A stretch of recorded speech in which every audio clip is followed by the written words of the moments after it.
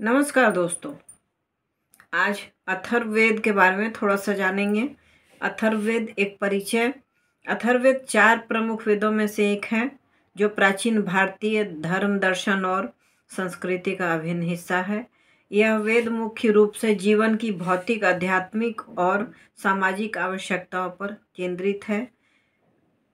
अथर्ववेद में ऋग्वेद, सामवेद और यजुर्वेद की तुलना में अधिक व्यावहारिकता है, क्योंकि इसमें मानव जीवन के स्वास्थ्य, समृद्धि, सुरक्षा और सुख शांति से जुड़े मंत्र और सूत्र शामिल हैं। अथर्ववेद का अर्थ और स्वरूप। अथर्व का अर्थ है पवित्र या आध्यात्मिक ज्ञान, और इसे प्राचीन ऋषि अथर्वा के नाम पर इसका नाम रखा गया है। यह वेद 20 कांडों में विभाजित है, जिसमें लगभग 730 सूक्त यानी कि मंत्र और 6000 से अधिक ऋचाएं यानी कि श्लोक हैं।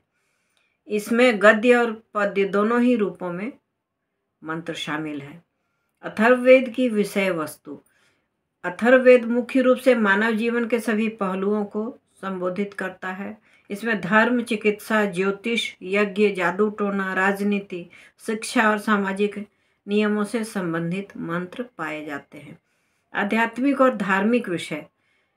ब्रह्म और आत्मा के विषय में गूढ़ ज्ञान, यज्ञों और पूजन पद्धतियों का वर्णन, विभिन्न देवताओं जैसे अग्नि, इंद्र, सोम और सूर्य की स्तुति, स्वास्थ्य और चिकित्सा। अथर्ववेद को वैदिक आयुर्वेद का मूल कहा जाता है। इसमें रोगों के उपचार और औषधियों का विस्तृत वर्णन है।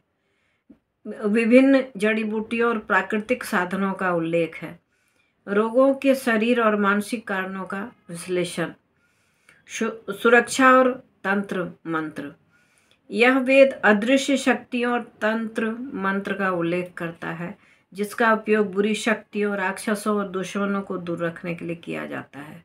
जादू, तांत्रिक उपाय और अमंगल निवारण के लिए विशेष मंत्र हैं इसमें। सामाजिक और सांसारिक जीवन, विवाह, परिवार, शिक्षा और धर्म के पालन का निर्देश है। कृषि, व्यापार और राजनीति से जुड़े मंत्र हैं। समाज में शांति और सद्भाव बनाने के नियम और उपाय भी इसमें हैं। अथर्ववेद की शाखाएं। अथर्ववेद की मुख्य 2 शाखाएं हैं, पेपलाद शाखा और शौनक शाखा। तो इन दोनों शाखाओं में मंत्रों और सूक्तों की संरचना में कुछ अंतर है। प्रमुख सूक्त और शिक्षाएं। शांति सूक्त, शांति और समृद्धि के लिए प्रार्थना। भूमि सूक्त, पृथ्वी को माता और मानव को उसका पुत्र मानकर प्रकृति संरक्षण का संदेश। भूमि की सुरक्षा, मिट्टी की सुरक्षा, संरक्षण, जल का संरक्षण, ये हम लोग आम जीवन में आम तौर पे जानते हैं, लेकिन इसके बारे में अथर्ववेद में दिया हुआ है कि आप भूमि की सुरक्षा कैसे कर सकते हैं। भूमि में जल पर्याप्त मात्रा में आए, वर्षा हो, इसके चलते वन की सुरक्षा करनी है। तो भूमि को कैसे बचाया जा सकता है? कटाव से और क्षरण से। वायु के साथ उड़कर जो इसमें शक्तिशाली मिट्टी है वो उड़ जाती है और चली जाती है, मिट्टी जमीन बंजर हो जाती है। इसको कैसे सुरक्षित रखा जा सकता है? इसमें खाद, प्राकृतिक खाद कैसे, किस तौर से दिए जा सकते हैं, ये सब हम लोग आम जीवन में इसका उपयोग करते हैं, लेकिन ये जानकारी हमें मिली कहाँ से है? वेदों से मिली है। तो भूमि का संरक्षण जरूरी है, और भूमि का संरक्षण कौन कर सकता है? उस पे जन्मे हुए लोग।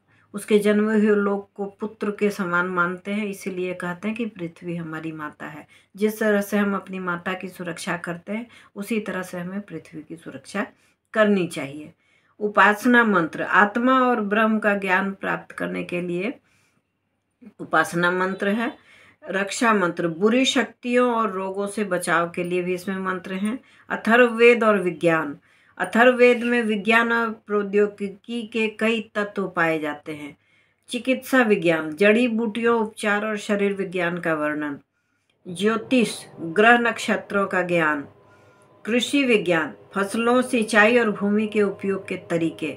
अथर्ववेद का महत्व क्या है? सामाजिक व्यवस्था। यह वेद सामाजिक और नैतिक मूल्यों को स्थापित करता है। स्वास्थ्य और चिकित्सा। आयुर्वेद का मूल अथर्ववेद में निहित है।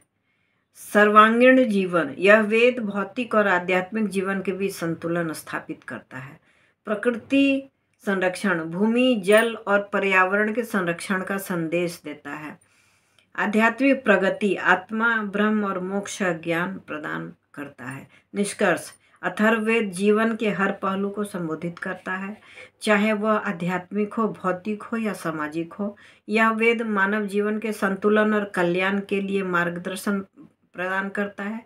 इसके मंत्र और शिक्षाएं आज भी मानवता के लिए प्रासंगिक और प्रेरणादायक है। ये वीडियो आपको कैसा लगा? अच्छा लगा तो लाइक ज़रूर करें, शेयर करें ज़्यादा से ज़्यादा। नए हैं तो चैनल को सब्सक्राइब कर लें, एक बेल बटन आता है उसे भी हिट अवश्य करें। कमेंट करके मुझे बताएं और किस तरह के वीडियो मुझे बनाने चाहिए। शुद्धि अशुद्धि अलग चीज़ है, भाव, उद्गार और प्रयास सबसे बड़ी चीज़ है। प्रयास करते करते सब कुछ सटीक और सही हो जाता है। इसीलिए लाइक करें या डिसलाइक करें, अपना प्रेजेंस जरूर जताएं, सपोर्ट करें मुझे। Thanks for watching.